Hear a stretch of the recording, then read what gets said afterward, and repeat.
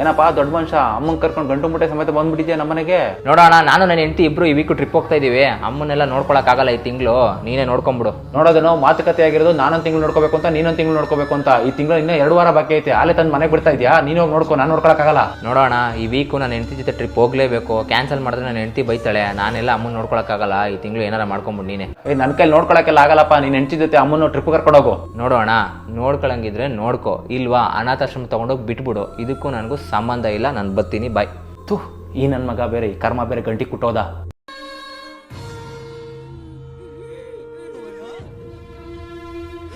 ಹಾ ಮಾಡಪ್ಪ, ನನ್ನ ಚಿನ್ನ ಮಗ. ಅಮ್ಮ ನನಗೂ ತಿನ್ಸಮ್ಮ. ಅಣ್ಣ ನಿನಗೆ ತಿನ್ಸಲ್ಲ, ಅಮ್ಮ ನನಗೆ ಮಾತ್ರ ತಿನ್ಸೋದು. ನಿಮ್ಮಿಬ್ರಿಗೂ ತಿನ್ನಿಸ್ತೀನಿ ಕಣಪ್ಪ. ಅಮ್ಮ ದೊಡ್ಡವನಾದ್ಮೇಲೆ ನಿನ್ನ ಚೆನ್ನಾಗಿ ನೋಡ್ಕೊತೀನಿ ಕಣಮ್ಮ ನಾನು.